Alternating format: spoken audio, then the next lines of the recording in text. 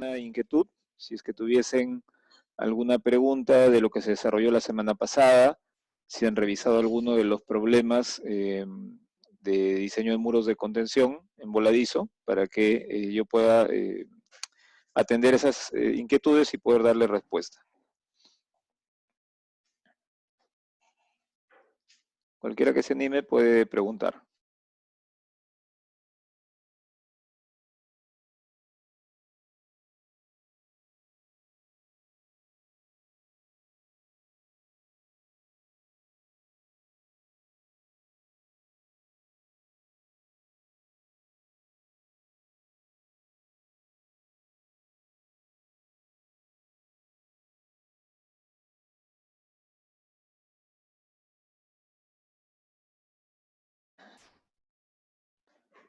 ¿Nadie se anima a alguna pregunta de lo que hayan podido revisar? Sí, adelante. Quisiera saber si puedo explicar más sobre la obtención del factor F. Perdón, sobre ¿El factor F? el coeficiente de fricción. Sí. Ok. Sí, solo con las tablas que ha subido. Ya, ok. Ese tema.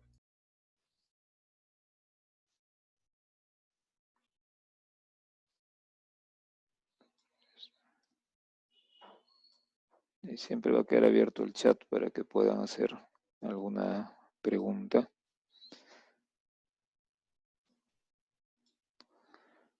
Y vamos a compartir entonces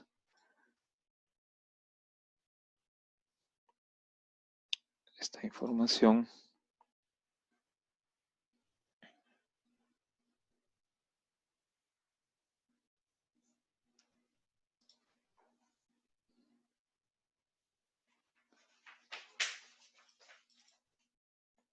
Ya me confirman, por favor, que están observando el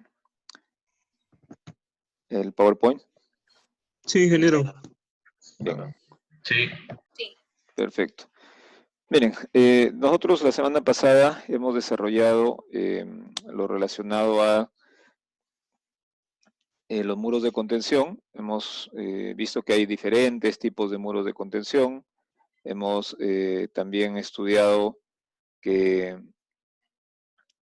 existe un empuje activo, que existe un empuje pasivo. Hemos estudiado además que existen unas expresiones para calcular estos coeficientes de empuje activo y pasivo. Bien, entonces ahora lo que queremos es adicionalmente comentar que dependiendo del tipo de material que yo pueda tener como terreno de soporte, se van a poder trabajar coeficientes de fricción, ¿no? Que como ustedes observan en la tabla, pueden estar variando según esta referencia, NAFAC del año 86, según esta referencia, podrían estar variando pues desde un 0.30, que es un valor el más bajo que encuentran en la segunda columna, hasta 0.70. ¿Ok? Este coeficiente de fricción, entonces, denota la rugosidad que pudiera tener propiamente el suelo de apoyo y además la fricción que existe entre ese material, el suelo, y el fondo de su cimentación. Entonces, cuando encuentren algún tipo de roca, ¿no? Vamos a tener 0.7, cuando tengan algún tipo de grava o una mezcla de arena y grava, o arena gruesa, por ejemplo, podría estar variando entre 0.55 y 0.60, etcétera, ¿no? Si por aquí tienen casos de arena fina, limpia, casos de arena más arcilla, etcétera. En la teoría que hemos revisado la semana pasada, damos un tope, un límite. Decíamos, normalmente lo que hacemos es calcular la tangente del ángulo de fricción, y a partir de esa tangente, nosotros determinamos el valor de la fricción. Algún autor considerará eso suficiente, otro autor puede que les dé una tabla como esta. Entonces, según la bibliografía que ustedes revisen, podrían encontrar diferentes valores para F, ¿no? Lo que hemos nosotros indicado en la semana anterior es que le vamos a considerar un tope, un máximo de 0.6, ¿no? Es el máximo valor que ustedes observan aquí, entre la segunda, tercera y cuarta línea, en donde tenemos arenas, el mayor valor posible, según esta tabla, según este autor, es 0.6, ¿no? Entonces, si en algún caso tuviésemos un valor de delta o de coeficiente de fricción mayor, nosotros deberíamos de llevarlo a 0.6, ¿ya? Pues, sigamos utilizando esa expresión, la misma que dice aquí, tangente del ángulo de fricción, ¿no? Aquí le han llamado delta, nosotros le hemos llamado phi, tangente del ángulo de fricción. También la semana pasada se preguntaba sobre los factores de seguridad, ¿no? Entonces, los factores de seguridad en el archivo también de la semana pasada que nos falta revisar, aparecen, digamos, los factores de seguridad de la norma peruana. Pero tenemos aquí, por ejemplo, del código de edificación, el código internacional, nos pide factores de volteo, ¿no?, superiores a 1.5 y de deslizamiento también superiores a 1.5. ¿En qué artículo aparece eso? En el artículo 1807.2.3 del Código de Edificación Internacional. Es un código que se usa mucho en Estados Unidos, en algunos países de Sudamérica también se emplea esto como alguna referencia, además de sus propias normas. Y si vamos en cambio al mismo código, pero ahora considerando la presencia de sismo, se permite reducir el factor de seguridad, porque sabemos que con sismo los efectos son mucho mayores, ¿no? Y aquí, como ustedes ven, mayor a 1.1. Si vamos específicamente al condado de Los Ángeles, tienen un manual para diseño de construcciones residenciales, y ahí tienen también el mismo valor de 1.5 para seguridad contra el volteo y contra el deslizamiento, cuando no hay sismo. Y cuando hay sismo, replican los mismos valores del Código de Edificación Internacional. Si vamos a al departamento de administración de carreteras, ¿no?, federal de Estados Unidos, es decir, este departamento es un departamento que manda en todo Estados Unidos, y de ahí cualquier estado en particular puede tomar estos valores o exigir más incluso, ¿no? Pero menos normalmente no lo hace. Entonces, la administración de carreteras de Estados Unidos tiene factores distintos, ¿no? Tiene factores de 2 y factores de 1.5. O sea, lo que están reconociendo es que, por ejemplo, una estructura que puede estar soportando un puente requiere de más seguridad incluso que alguna edificación residencial en donde exista un muro de contención, ¿no? Una edificación residencial estamos usando 1.5, en carreteras un muro de contención que podría estar soportando un puente tiene un factor más alto, de 2 en volteo y 1.5 en deslizamiento. Y además nos dice también la Administración Federal de Estados Unidos de Carreteras que en falla por corte, es decir, la capacidad última del suelo, nosotros antes le hemos dividido entre 2.5 y entre 3, ¿no? Para cargas sin sismo, 3 es el factor de seguridad. El artículo es el que ustedes tienen aquí, el 642-643, y cuando se incluye sismo, el artículo es el 7.3. Y aquí, como ustedes pueden ver, se permite que tanto para el factor de seguridad del deslizamiento como para la falla corte, se permite factores desde 1.5 hasta 1.15 incluso, ¿no? O sea, desde 1, perdón, hasta 1.15. O sea, se admite que ante fuerzas que incluyan sismo en un puente o en una carretera en donde hay algún muro de contención, se podría admitir que el factor de seguridad llegue a 1, lo que significa es que podríamos estar prácticamente al borde del colapso, ¿no? Esta versión, ¿cuál es? Es la versión del año 2002. Hay versiones más recientes, ustedes pueden bajar en internet cualquiera de estos documentos, el más reciente, y es el que será válido para el país en su momento. Entonces, como ustedes ven, hay algunos valores que son comunes y otros que van variando, y va a depender del lugar, de la importancia que le hayan dado, el número de estudios que tengan. Aquí, por ejemplo, tienen en Canadá, ¿no?, en la Columbia Británica, tienen bastante bien organizada su información, y dicen, para cargas estáticas, estabilidad global 1.5.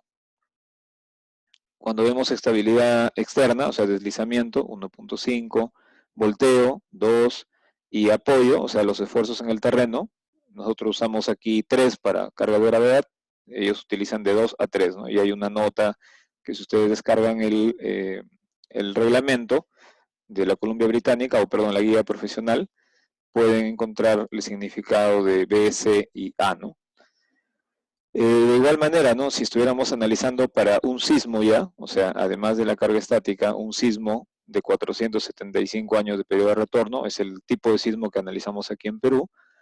Entonces vamos a decir que para la estabilidad externa en deslizamiento debería tener al menos 1.2 factores de seguridad y en volteo y esfuerzo en el terreno 1.5. Y si tuviéramos un sismo de 2.475 años, es un sismo mucho más fuerte. Nosotros aquí en Perú, si pretendemos diseñar con este sismo, por ejemplo, lo haríamos, ¿qué tipo de estructura, no? Un subterráneo, un metro subterráneo, ¿no? Todo lo que es la zona donde la gente va a llegar, salir, entrar en el subterráneo, los muros de contención tendrían que cumplir con este límite, ¿no? Con un sismo de una magnitud mucho mayor, puesto que el, el periodo de retorno es de 2.465 años, es un sismo mucho más fuerte. Y en esos casos se permitiría un factor de 1.1, ¿no? Esto resulta más razonable que los valores que tenemos por acá, por ejemplo, este de 1, ¿no? Este es un valor que me está admitiendo falla. Este de 1.1 admitirá seguramente que en algún lugar puede haber falla local, pero no falla global. Y por acá tienen un último caso, ¿no? En el que, por ejemplo, en el código de práctica, ¿no? Sobre diseño de cimentaciones o fundaciones de Hong Kong, del Departamento de Edificación de Hong Kong del año 2015, trabajan contra el deslizamiento 1.5, cuando se considera que hay agua incluso, el valor más alto anticipado posible de nivel de agua, contra el levantamiento, la estructura pensando que podría llegar a levantarse producto del agua, a flotar, por ejemplo, el factor de seguridad ante presiones de agua o viento, volteo, 1.5, y ante otras cargas 2.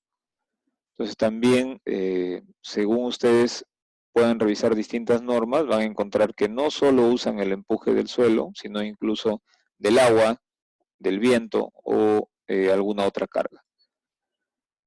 Bien, básicamente eso era esta parte, ¿no? Que tiene que ver y guardaba relación el inicio con la pregunta que hacía uno de ustedes y esto que ustedes pueden entrar a cualquier norma, sea venezolana, norma colombiana, norma argentina, etcétera, y van a encontrar que hay variabilidad de estos factores, ¿no?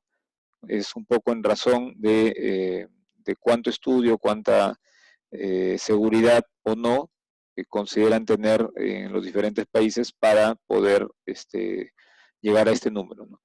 Normalmente los valores definidos en Estados Unidos obedecen a un análisis estadístico, ¿no? En general, en el resto de países lo que hacemos es tomar los valores de Estados Unidos y modificarlos, ¿no? Pero generalmente no hay un estudio para ello. No sé si hasta ahí quedó claro.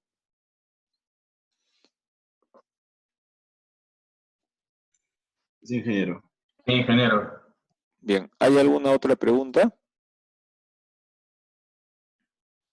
¿Hay alguna otra pregunta que tuviesen?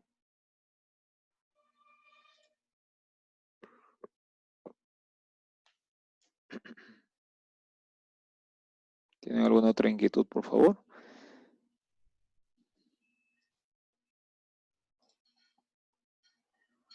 Bien, entonces vamos a compartir la exposición del PPT que teníamos la semana pasada, ahora para continuar hablando sobre ya el procedimiento de diseño y vamos a desarrollar también un problema, ¿no? Vamos a ver cómo nos va el tiempo hoy y mañana para probablemente trabajar hasta 2 o 3 problemas. Eso va a depender mucho de cuánto nos ayuden conforme vamos solicitando algunos cálculos, vayan ustedes realizando las operaciones que sean pertinentes.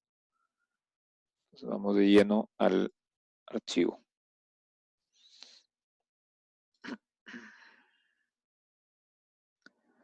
A ver, esto lo vamos a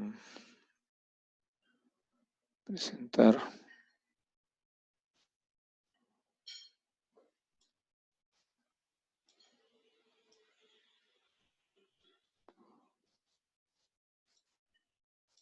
Listo.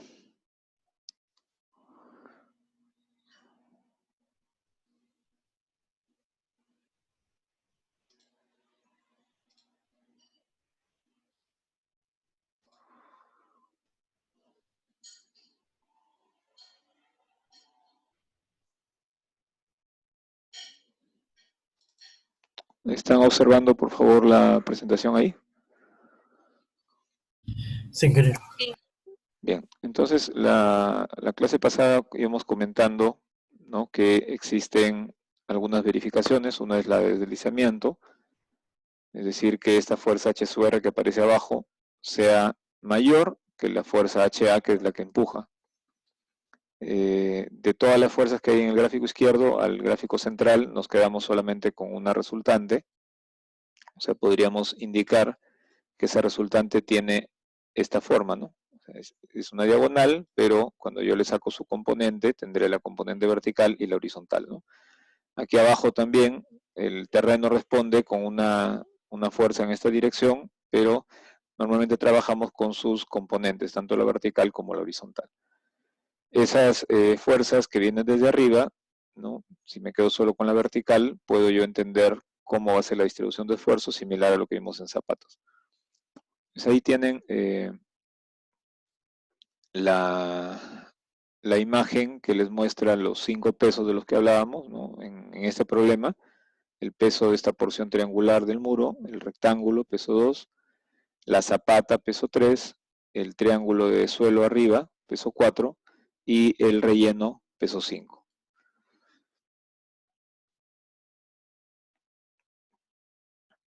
¿No? Entonces referimos a este peso 4, ¿no? Con el puntero estamos marcando el peso 4 y en el peso 1 estamos marcando este otro triángulo, ¿no?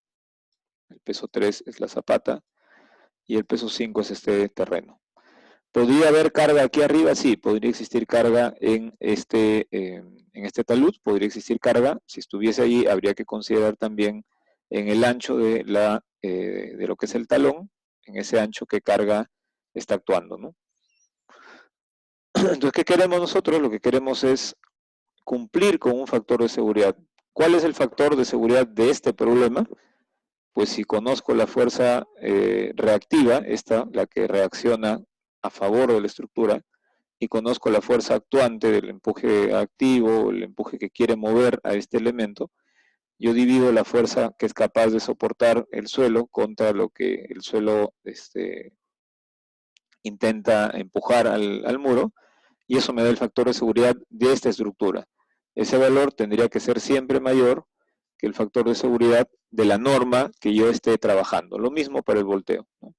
¿Dónde se tomará el momento de volteo? También aclaramos que es aquí en la base. Si el terreno está por este lado, este será el punto alrededor del cual esto estará a punto de girar, ¿no? Cuando hacemos la verificación de esfuerzos, una vez que hemos traído todas las fuerzas y hemos ubicado su posición, de los dos esfuerzos, el mayor sería Q1, ese valor tendría que ser siempre menor que el Q admisible. Ya no usamos aquí el Q neto, sino el admisible, ¿no?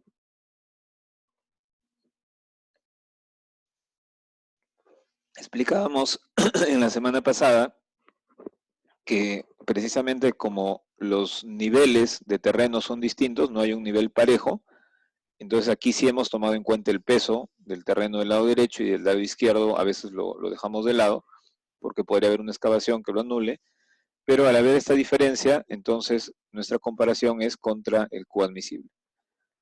El Q admisible no es otra cosa que la capacidad última, o sea, la que produce la falla en el terreno, dividida entre el factor de seguridad, que en nuestra norma es 3 y 2.5, ¿no? Ya vimos que en otras normas esto también cambia. Pero para lo que es capacidad portante del suelo, nosotros usamos 3 y 2.5. Entonces podríamos tener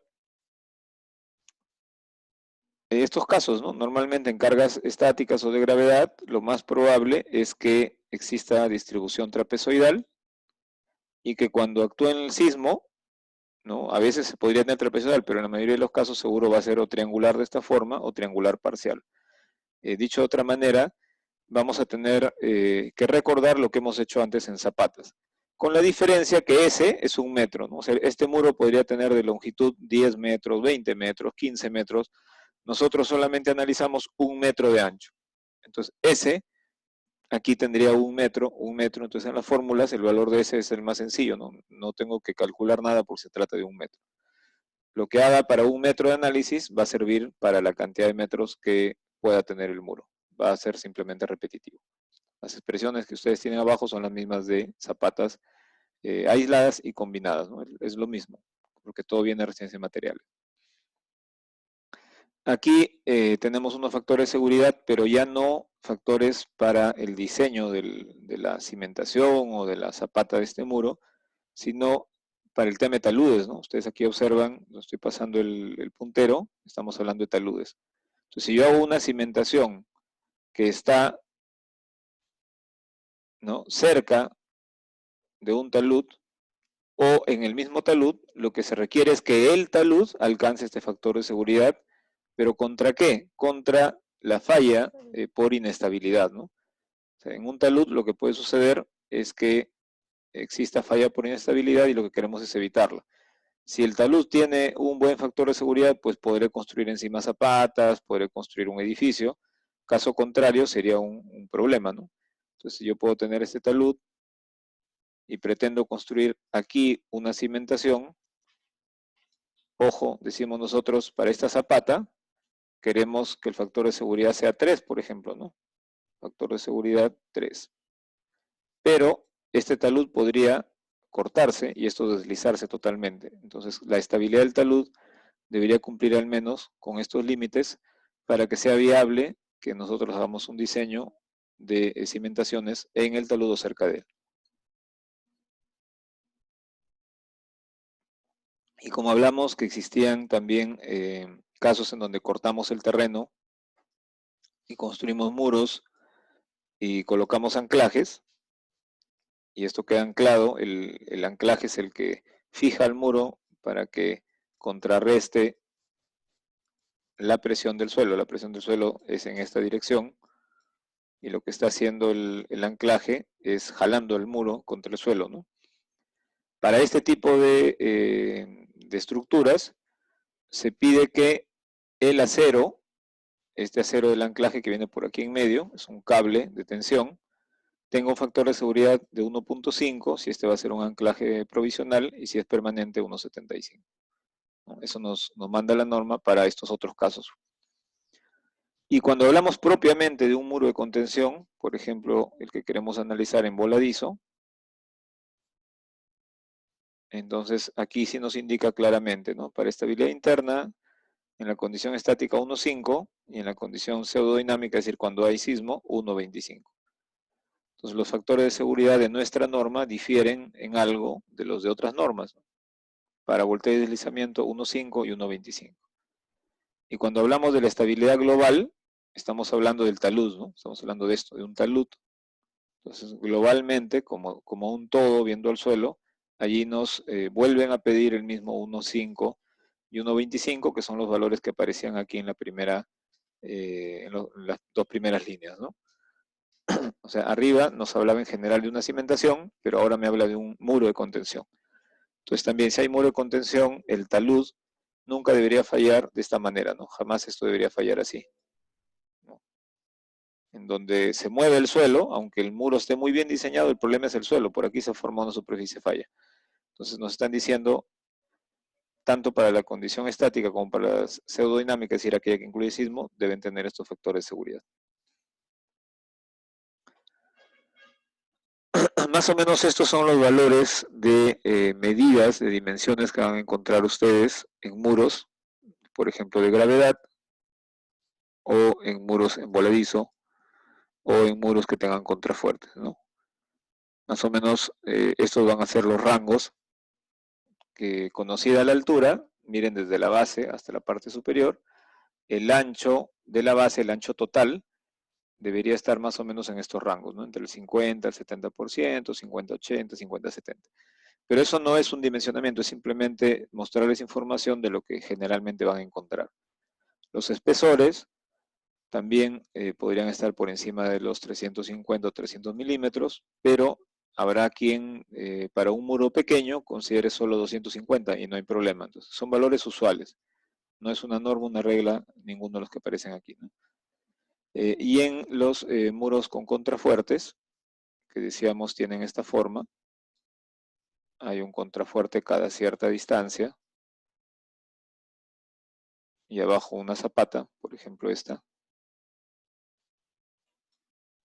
y la tierra está empujando desde aquí hacia afuera, ¿no? Aquí está afuera, y aquí la tierra es adentro del relleno. Entonces, la distancia entre estos contrafuertes se llama S, y se recomienda, ¿no?, trabajar desde 1/3 de la altura hasta 2H tercios. Entonces, si la altura la conozco, transversalmente separaré los contrafuertes distancias de H tercios a 2H tercios aproximadamente, ¿no?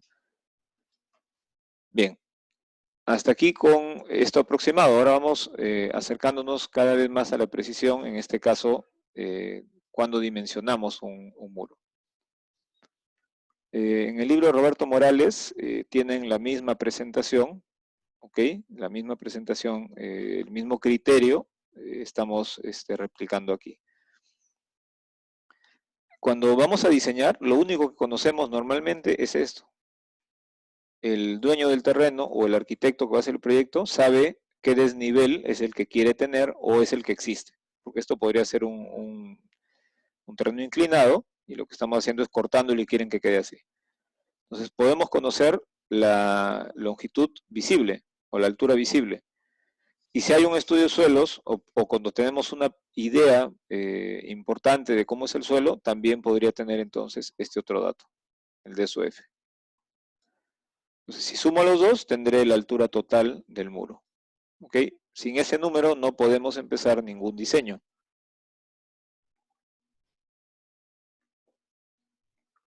Por ahora estamos asumiendo que esto es horizontal, el relleno. Estamos asumiendo que no hay cargas encima todavía, ¿no?, sino un muro de esta forma. Desconocemos esta dimensión, le pongo interrogante, y desconocemos esta otra, la que estoy llamándole B1. Entonces, el único número que tenemos es H. Pero si se ha hecho un estudio de suelos, seguramente yo conozco phi, ¿no? Así como conozco este D sub F, que viene del estudio de suelos, es hasta aquí, ¿ok? Así como conozco ese número, así como conozco la altura visible, que es un tema más arquitectónico de uso, así también yo puedo conocer el valor del ángulo de fricción, el valor de su F, ¿no? Son datos que uno conoce.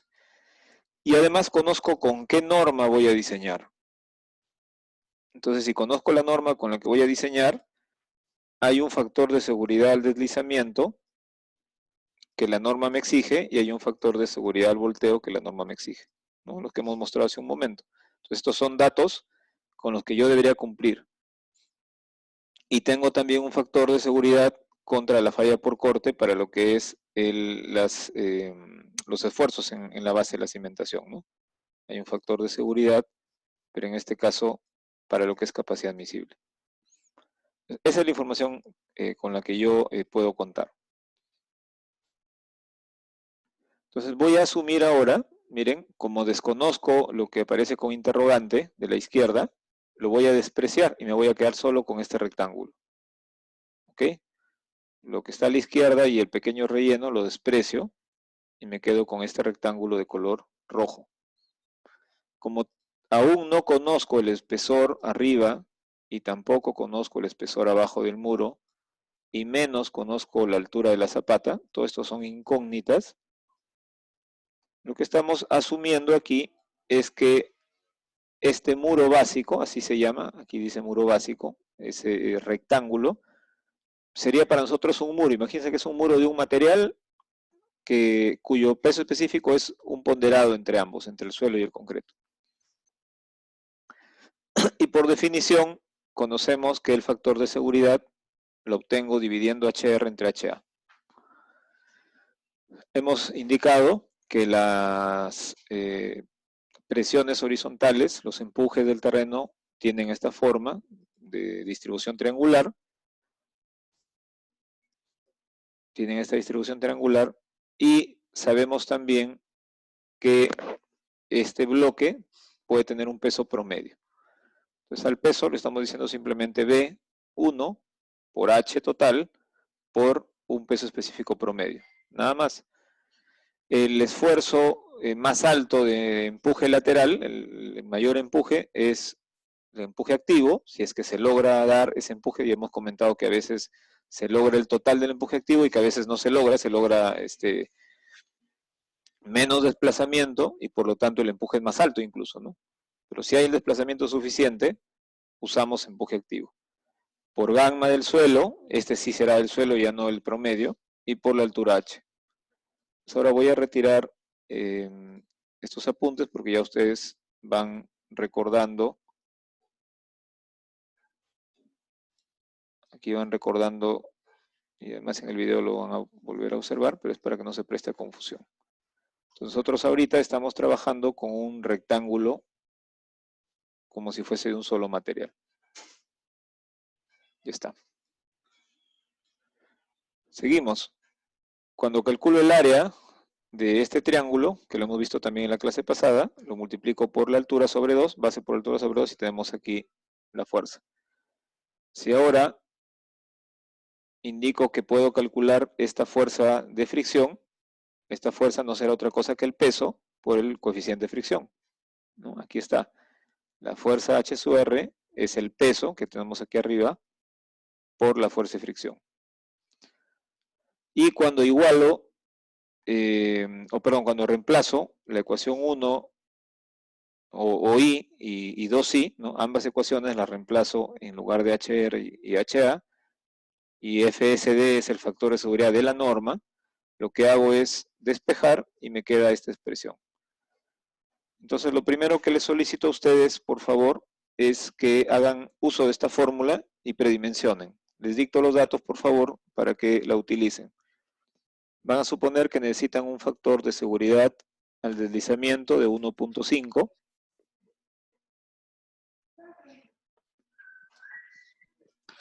Espero que estén copiando la información. Factor de seguridad del deslizamiento 1.5. Ángulo de fricción del suelo, 25 grados.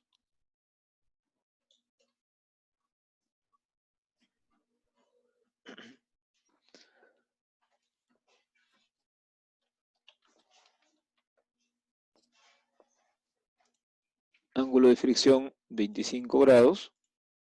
Sí. Altura, consideren una altura de 4 metros.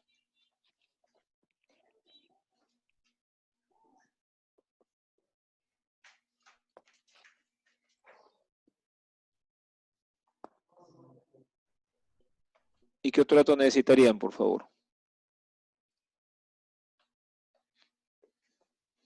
Ahí en La base. La base. No, la base es lo que van a averiguar, ¿no? O sea, ustedes quieren predimensionar F. la base. Ya les di el phi, ¿no? Con el phi van a calcular el F. Listo, listo. Creo que ya no necesitan más. El peso específico del suelo, consideren 18 kilonewtons por metro cúbico. 18 kilonewtons sobre metro cúbico. Consideren que el peso promedio ponderado podría ser 21, pues, ¿no? Entonces el peso del suelo, consideren que es 18, pero el peso promedio, en donde hay suelo y concreto, consideren que es 21. Ahora sí creo que no les faltaría más información. Entonces, me tienen que dar primero ese valor de B1 en función de H, ¿no? O sea, primero no reemplacen H, reemplacen todos los datos menos H. ¿Cuánto es de H? ¿El 40%, el 50%, el 30%? ¿Cuánto sale?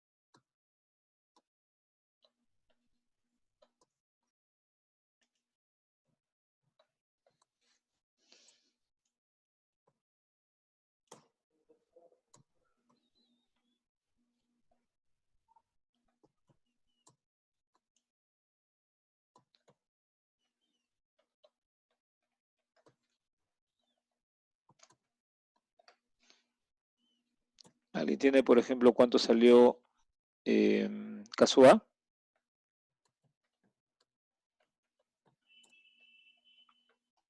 0.40. 0.46, ¿no? 41. 0.46, correcto. 46. Estamos, ojo, estamos asumiendo aquí entonces algo, ¿no?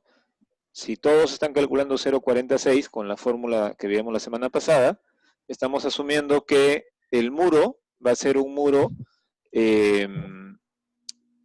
con el respaldo vertical, primero, o sea, no hay inclinación del respaldo del muro. Segundo, estamos asumiendo que el relleno es horizontal. Tercero, estamos asumiendo que no existe fricción entre el suelo y el concreto, ¿no? Bajo esa perspectiva, caso A valdría 0.46. ¿Cuánto sería el coeficiente de fricción, el coeficiente F?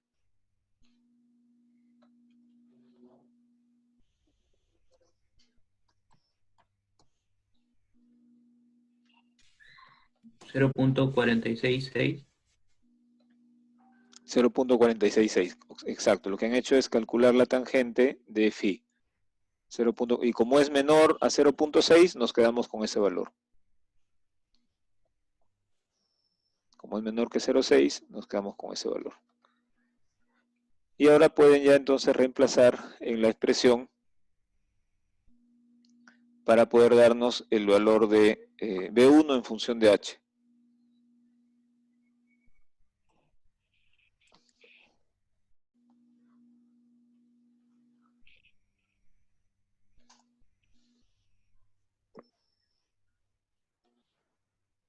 ¿Cuánto salió?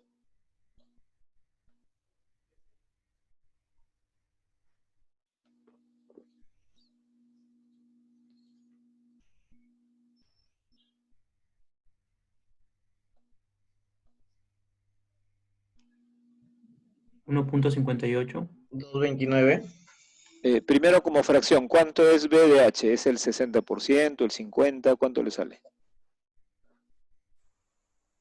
Sin reemplazar H primero, ¿no?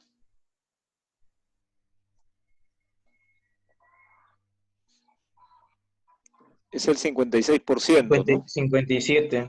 56%, ¿no? Entonces, cuando aplican ese 56% a H, le sale 2.24.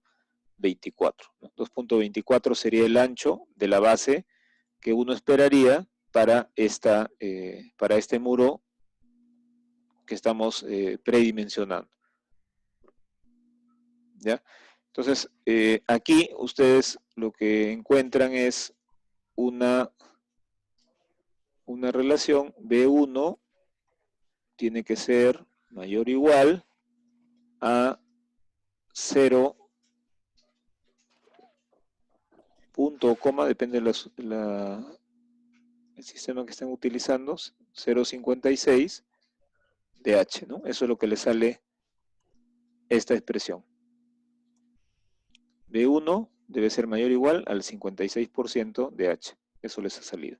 Y cuando reemplazan H, que es 4 metros, obtienen que esta base tendría que ser 2,24 metros. Entonces, por ahí quisiera que ustedes piensen... Sí, adelante. Entonces el F se va a calcular con la tangente del ángulo de fricción. Sí, como hemos dicho, en esta clase vamos a utilizar la tangente del ángulo de fricción, dependiendo de... Pero si nos pide, por ejemplo, en otros problemas que usted ha puesto propuestos, calcula el peso de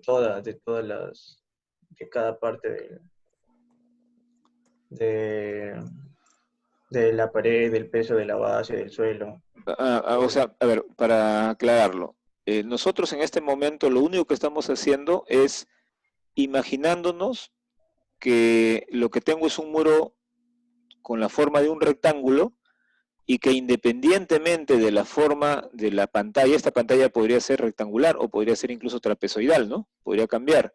Independientemente de eso, estoy tratando de deducir una fórmula que me permita predimensionar. Hace un ratito he dicho pre y acá también dice predimensionar. Y en ambos casos, sea que esté predimensionando o ya en el dimensionamiento final, esta fricción que hay en la base, que es solo un factor, esa fricción, vamos a utilizar, hemos dicho hoy día, la tangente del ángulo phi, ¿no? En el gráfico que teníamos, en esa referencia decía tangente de delta, ¿no? Para nosotros es phi. Y hemos dicho también que lo que nos salga siempre debemos controlar que sea menor o igual a 0,6, ¿no? Si algún valor me sale mayor que 0,6, igual yo a mis cálculos solo utilizo 0,6. Entonces, eso nada más es el coeficiente de fricción. Ese coeficiente que está aquí lo hemos multiplicado por todo el peso, ¿no? Esto es todo el peso. Cuando hagamos un diseño en donde ya tengamos las medidas del muro y de la zapata, en lugar de hacer un rectángulo y decir que pesa tanto, voy a meter pedazo por pedazo, pieza por pieza, un rectángulo más un triángulo de concreto, más un otro elemento de suelo, etcétera. La fuerza total siempre es el producto del coeficiente de fricción por el peso. Eso es invariable porque es algo de física, ¿no? Que lo seguimos utilizando tal cual. Entonces, no confundamos el coeficiente de fricción F con la fuerza total, ¿no? La fuerza total siempre es el producto de la fricción por el peso que llega a dicha base. ¿Qué otra cosa acabamos de decir? Como desconocemos esta dimensión de lo que sería el pie del muro, también lo estoy descontando, ni siquiera lo estoy tomando en cuenta porque voy a hacer un predimensionamiento, ¿no? O sea, si yo pretendiese ahora tener dimensiones finales, sería imposible porque son muchas las variables que involucramos aquí. También hemos dicho que... Entonces, para dimensionar solamente se va a utilizar con el coeficiente de fricción. El coeficiente de fricción multiplicado por este peso, que es el peso de un muro básico, ¿no? El muro básico está compuesto por concreto y el relleno. Y también hemos dicho que es posible que el peso que aparece aquí, que estoy encerrando con esta línea punteada, es posible que ese peso sea anulado en algún momento por trabajos de obra, trabajos de una carretera, etcétera. Entonces, en muchos reglamentos les van a decir que esto no lo tomen en cuenta como peso, porque podría no estar. Nuestra norma no dice eso, ni dice lo contrario, ni dice a favor, no lo dice, ¿no? Pero les recomiendo no tomar en cuenta este peso cuando verifiquen, hagan sus verificaciones, ¿no? Entonces yo aquí simplemente, aunque sé que va a haber tierra, no la estoy tomando en cuenta, y eso es lo que me permite también tener una fórmula de predimensionamiento, porque si no, no podría predimensionar nada, ¿no? Tendría que asumir todos los valores y empezar a chequear de frente. Entonces, esta formulita vale para predimensionar siempre que el suelo sea granular, que la superficie superior sea horizontal, ojo, que considere que este respaldo del muro es vertical, como hemos mencionado hace un rato, que no existe fricción entre el suelo y el respaldo del muro. Entonces, con todas esas consideraciones, esta fórmula es válida. Alguien desea predimensionar con un ángulo, etcétera, puede emplear las fórmulas para el valor de caso A, las más extensas, y este valor de caso A va a cambiar, ¿no? Va a cambiar definitivamente. Pero la fórmula va a seguir siendo, ¿no?, muy parecida, ¿no? Alguna cosita cambiará. Sí. Entonces, para la fuerza de fricción, para hallarlo, entonces ahí es donde van a intervenir todos los pesos, ¿verdad? Claro, ahorita el peso es un peso de un rectángulo, más adelante serán de varias figuras. Exacto, eso es cuando ya hagamos el chequeo, digámoslo así, ¿no? El chequeo de nuestro primer dimensionamiento. Ingeniero, gracias.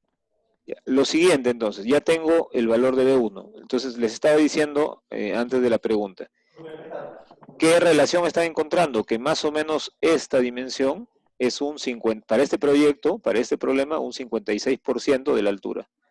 Entonces, si alguien tiene un muro, por ejemplo, de 3 metros, sabrá que más o menos esta porción de zapata, yo puedo considerar entre 50 y 60%. Miren aquí lo que hemos visto hace un ratito. Aquí están. Hemos dicho más o menos la base total, ojo, esta es la base total, va entre 50 y 70%, entre 50 al 80, 50 al 70, ¿no? Esa es la base total. Y aquí estamos encontrando que efectivamente esta pequeña porción B1, que no es todavía la base completa, es más o menos el 55-56% para este proyecto, ¿no? Para este esquema. Entonces, si alguien tiene un muro de 3 metros y pretende que su base sea de 1 metro, no, pues no es posible, ¿no? O sea, desde ahí, alguien que me diga, quiero que mi base sea 1 metro, o menos, 80 centímetros, por ejemplo, 80 centímetros es prácticamente la cuarta parte de esto, ¿no? O sea, no cumple con este valor. Entonces, si alguien pretende con 80 centímetros darle estabilidad a un muro de 3 de altura, pues ya está errando desde el concepto mismo, ¿no? Veamos ahora qué pasa con la otra dimensión, ¿no? Vamos al siguiente diapositiva. Ahora nos interesa verificar volteo. Antes usamos el deslizamiento, ahora volteo. Entonces, miren ustedes que el punto A, que es el punto alrededor del cual giraría este muro, una vez que tenga el pie, lo que voy a hallar entonces es cuánto necesito de brazo de palanca adicional para que estas fuerzas eviten el volteo, o sea, el peso por este brazo de palanca evite el volteo, porque el empuje va a intentar voltear al muro, ¿no? O sea, ¿quién se está oponiendo al volteo? El peso. Pues en algunos casos le sale aquí, por ejemplo, necesito 1 metro más, 80 centímetros más, y en otros casos le sale que no necesitan nada, incluso le sale un valor negativo, ¿no? Vamos a ver qué nos pasa en nuestro problema.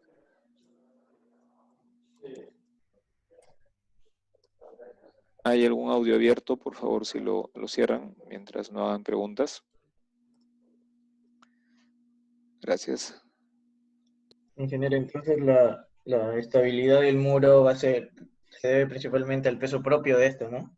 El peso y la distancia hasta el punto en donde podría rotar, ¿no? Ellos son los que le dan la estabilidad, así es. Y si hubiese alguna carga aquí, esta carga también aumenta su estabilidad, pero también genera más empujes, ojo, ¿no? O sea, el suelo está originando los dos efectos, peso y además empujes. Entonces tenemos que dimensionar geométricamente de la manera más adecuada para controlar ese volteo, ¿no? Para evitarlo.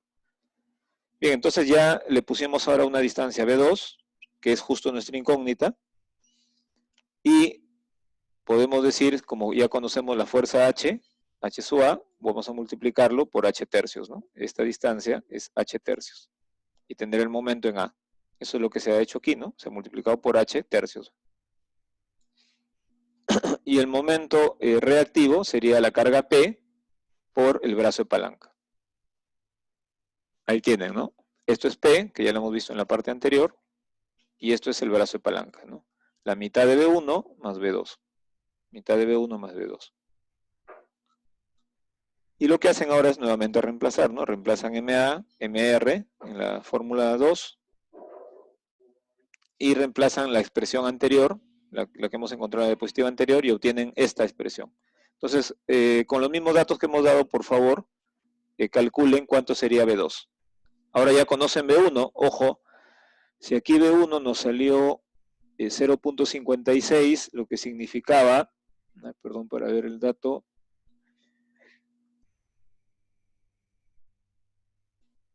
nos salió 2 metros 24, ¿no? Aquí la respuesta de B1 era reemplazando 2 metros 24.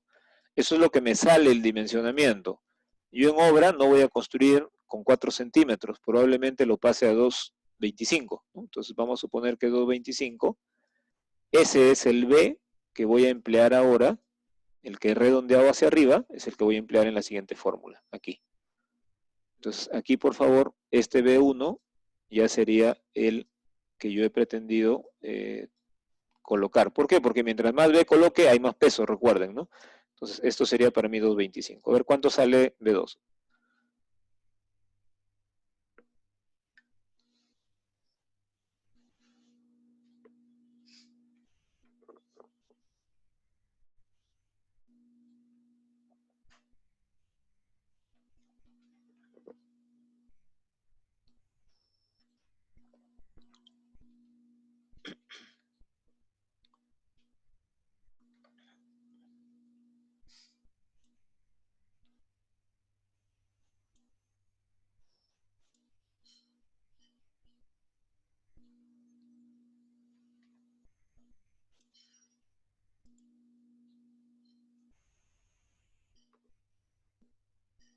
¿Qué dato les está faltando? El factor de seguridad del volteo, ¿consideramos el mismo? Consideremos para este problema que la norma me pida, por ejemplo, un factor de seguridad del volteo de 2,5. Trabajen como si fuera 2,5 lo que la norma me exige.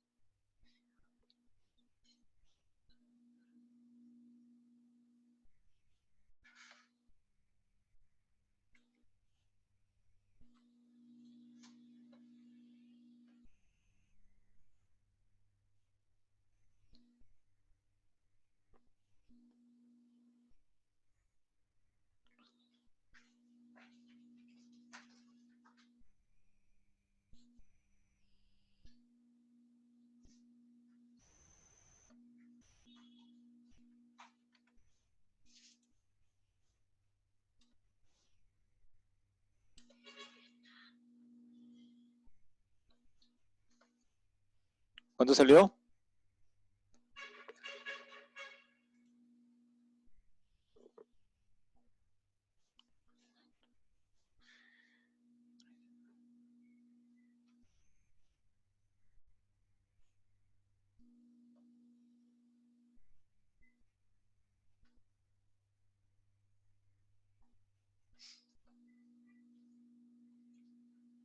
Son 40 y tantos alumnos. ¿Alguno que me dé su respuesta, por favor?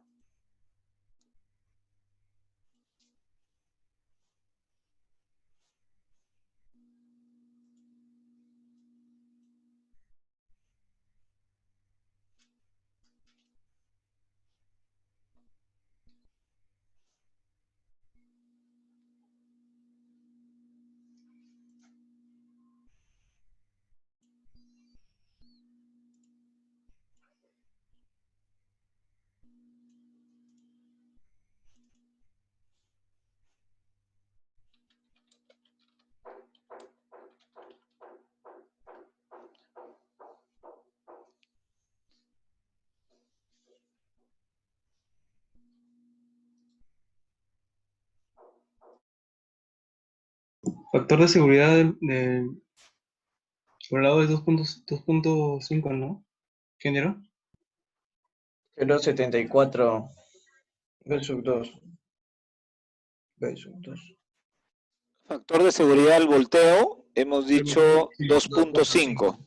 2.5. Ya me sale negativo. Sí, correcto. Lo que le estaba diciendo hace un rato, hay casos en que el peso ya es suficiente y no necesitamos brazo adicional. O sea, no quiere decir que vayamos a hacer una construcción, digamos, hacia adentro, sino simplemente que no se requiere B2, ¿no? O sea, si me sale 0 o me sale negativo, claro, saldría menos 0.02, ¿no? O sea, 2 centímetros en negativo, pero físicamente eso no es posible. Lo que estamos diciendo es, en otras palabras, que tenemos suficiente peso y que no necesitamos agrandar ese brazo de palanca. Eso es lo que estamos encontrando entonces. En otros casos sí me va a salir, necesitas 40 centímetros, 50 centímetros, etc. Entonces es más fácil hacer pasar a un muro la verificación de deslizamiento, perdón, de volteo, como la que estamos viendo ahora. Es más fácil hacerlo pasar que la de deslizamiento. Y la semana pasada se observó un video en donde un muro no tenía pie, ¿se acuerdan? ¿No? El muro no tenía pie, cuando tenía atrás relleno, al comienzo no tenía ningún problema y cuando ya se rellenaba mucho recién se volteaba, ¿no? Y veíamos que más bien lo más difícil ahí era el tema del deslizamiento. Entonces, generalmente el problema es un problema de deslizamiento y ustedes aquí pueden variar todas las medidas que deseen para que saquen algunas tendencias o conclusiones, que es la idea de un curso ya de esta naturaleza, ¿no? De este nivel de ciclo que ustedes están llevando. Bien, entonces nos quedamos con que este límite podría ser un valor, digamos, o sea, no sería necesario colocar aquí un valor de B2, ¿no? Pero también si revisan diferentes autores, algunos les va a decir, por ejemplo, algunos les dice, de esta altura, considera que tu zapata es la 10ª parte, es una opción, 0.1 de H. Otro autor les dice, considera el 7%, ¿no? Es una manera de predimensionar, después verificaremos si es suficiente. Y algunos les dicen, esta medida también puede ser similar a este 0.10 de H, como mínimo, ¿no? Morales tiene una recomendación, el libro de Roberto Morales, también respecto a esta dimensión mínima. Algunos dicen simplemente colócale 50 centímetros como mínimo. Pero, ¿quién me va a decir si es suficiente? Cuando luego ya incluya todas las cargas una vez que haya terminado mi dimensionamiento, ¿no? Por ahora dejémoslo ahí, no se requiere, ¿no? O sea, no se requiere porque me ha salido un valor negativo. ¿Qué hubiera pasado si hubiésemos tenido sobrecarga, ¿no? Una sobrecarga como esta? Equivaldría más o menos a decir, es como que esta carga fuese más suelo, ¿no? Es como que hubiera un poco más de suelo ahí que me está originando más presión. Entonces lo que uno hace es la sobrecarga, que es un dato, es igual a una altura de suelo desconocida o equivalente, H sub 0, por un peso específico del suelo. Y ahí despejamos H, ¿no? Lo único que hago es dividir. Entonces yo podría decir, esta sobrecarga la reemplazo por suelo en mis cálculos, no en la obra, porque en la obra lo que va a haber es la sobrecarga, ¿no? Y tengo una altura equivalente, ¿no? Entonces la altura del muro total será ya no h simplemente, sino h más h sub 0, ¿no? Al ser h más h sub 0 tendré una altura mayor que llamaré h equivalente, ¿no? Este h equivalente es todo. Si alguien de ustedes tiene que predimensionar el problema anterior con sobrecarga, tendría que usar HE, ¿no? La altura total. Eso también ustedes pueden hacer el cambio y lo demás son las mismas fórmulas, ¿no? Ya no hacemos más verificaciones aquí. ¿Ok? ¿Qué pasa cuando hay relleno inclinado? No sé si ustedes aquí recuerdan lo que han hecho en carreteras, por ejemplo, cuando han trabajado con una pendiente, ¿no? Aquí pueden decir, la horizontal es 1 y la pendiente es un decimal, ¿no? 1 es a 0.1, 1 a 0.2, ¿no? Entonces, si ustedes conocen la pendiente, pueden rápidamente decirme cuál es esta medida. O sea, esta altura, ¿cuánto vale? Si es que conocen que esto es B1. Ojo, el valor de B1 da justo aquí, ¿no? Pero aproximando, nosotros estamos diciendo que esta altura sería B1 multiplicada por S, ¿no? No es exacto porque este valor todavía no ha sido definido, pero es una aproximación suficiente. Entonces, esta altura la pueden determinar multiplicando B1 por S, ¿no? Realmente el triángulo debería ser este, ¿no? Por aquí debería pasar, para que eso sea exacto. Pero, como vuelvo a repetir, esta es una aproximación para efectos de dimensionamiento previo, ¿no? Entonces, ahora ya tienen otra altura, ya no es h, sino h más B1 por S. Con esa altura hacen el cálculo. Reemplazan esta altura, h más B1 por S, la altura total, en las expresiones, ¿no? Ahora, como las expresiones anteriores son extensas, se está haciendo un cambio de variable y estamos llegando a esta expresión, ¿no? En la anterior, de B1, se está reemplazando esto, lo estamos llamando beta, a esto que está encerrado en línea discontinua roja, ¿no? A este término lo estamos llamando beta, y cuando hacemos uso de la expresión anterior, al reemplazar, obtendríamos esto, ¿no? Entonces, B1, si quiero dimensionar B1, en función de la altura total, ya no solo de h, sino h más B1S, será igual a beta entre 1 menos S por beta. Ya ustedes pueden reemplazar y de ahí ya despejan el valor de B1. Pues también esto es una deducción simplemente de reemplazar fórmulas, ¿no? Y tomar en cuenta esta altura. ¿Qué pasaría en un muro de gravedad? En un muro de gravedad yo tengo que averiguar lo que le sucede en diferentes secciones. O sea, ustedes tendrían que hacer esta averiguación. No vamos a hacer diseño muro de gravedad, pero para que no quede en el aire, ¿no? A este nivel tienen que asegurarse que solo haya compresiones. A este nivel también, por aquí también, y en cualquier nivel del muro solo puede haber compresiones. Entonces, si yo logro averiguar, así como aquí en la zapata, puedo calcular esfuerzos, y sé que aquí van a haber esfuerzos trapezoidales, seguramente en cualquier sección, en la altura ya del concreto, ya no en la zona del suelo, sino en el concreto, tengo que asegurar que aquí existan compresiones y que esas compresiones sean menores al F'C entre un factor de seguridad. Eso dependerá de la norma que están usando para que ya no apliquemos factores de seguridad aquí al volteo, al deslizamiento, sino además al concreto, ¿no? Entonces, un muro de gravedad es un muro en el cual se ha dimensionado geométricamente para asegurarse que cualquier porción del muro solo tenga compresiones. Eso ténganlo presente.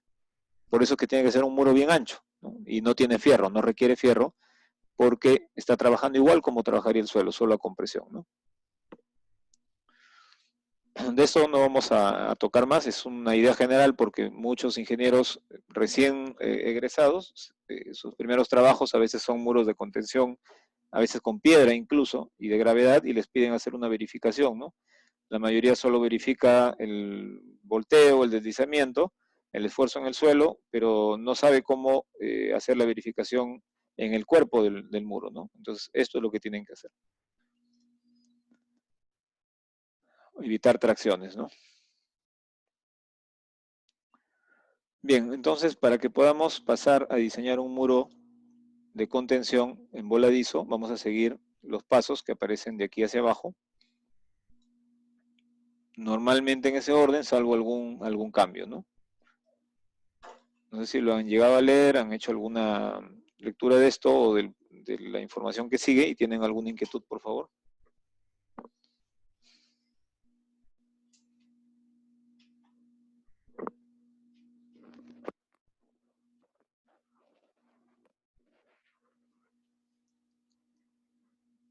¿Alguna duda? Bien, a ver, entonces démosle una revisión a algunos de los problemas y si es necesario vamos regresando a esta diapositiva donde vamos afinando los datos, ¿no? Bien, lo primero que hacemos es dimensionar el ancho de la cimentación. Acabamos de utilizar B1 y B2, eso mismo. Luego el peralte, ya les he dicho que una posibilidad es el 10% de la altura. Entonces aquí tengo B1, B2 y el peralte de la zapata, ¿no? Cuando ya he dimensionado eso y he dimensionado además el espesor de la pantalla, puedo verificar que efectivamente se cumplan con los factores de seguridad que la norma me dio originalmente, ¿no? Puedo verificar los esfuerzos en la cimentación, en el fondo, y una vez que he hecho eso, ya tengo tranquilidad de que geométricamente el muro no va a tener problema de estabilidad, ya puedo empezar a diseñar por corte, por flexión, etc.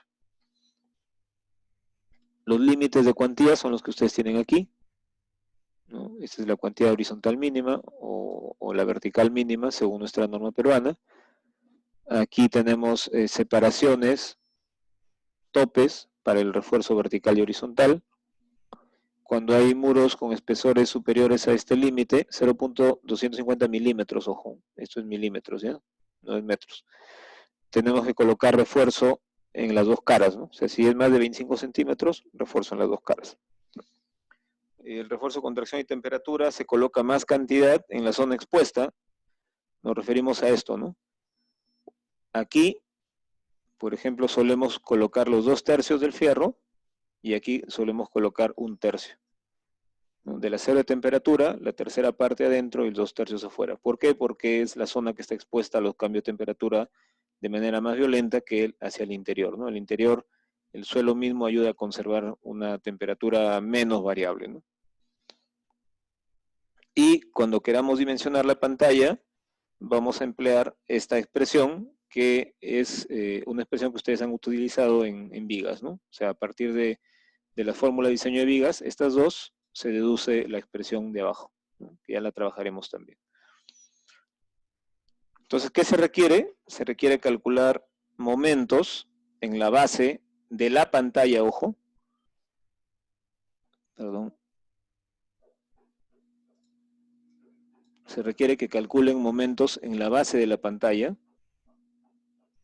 Entonces, la altura para este diseño es solamente la altura de pantalla, ojo.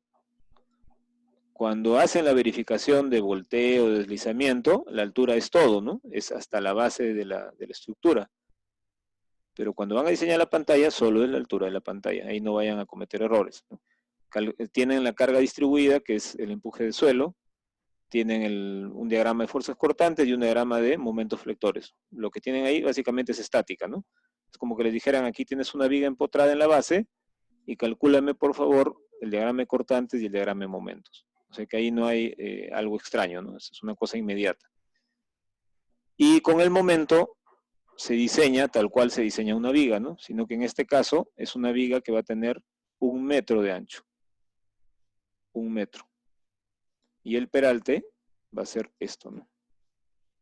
Esto va a ser el peralte D, ¿no? Porque aquí están los momentos en esta dirección.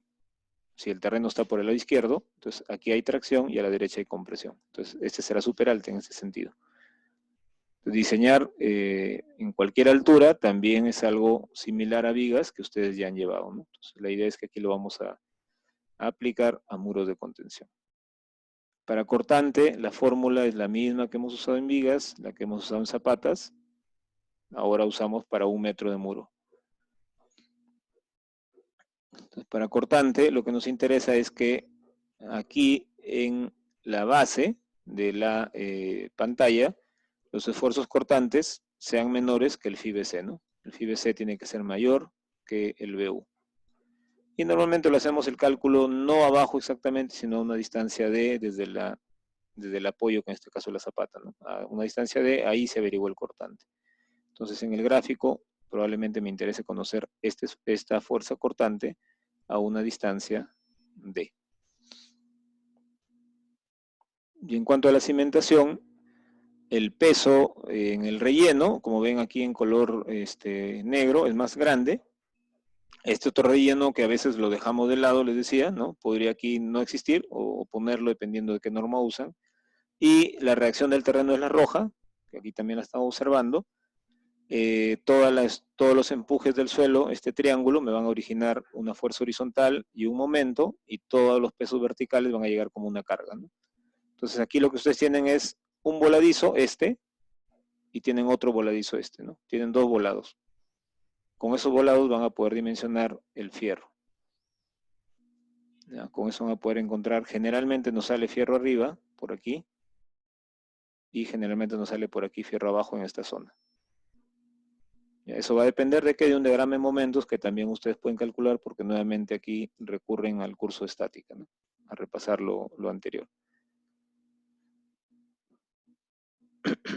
Entonces, en la cimentación van a aparecer un diagrama de momentos. Yo diseñaré aquí en la cara. Entonces, aquí voy a diseñar, y en el otro lado también en la cara. Ahí diseñaré, ¿no? Son los valores que me interesan.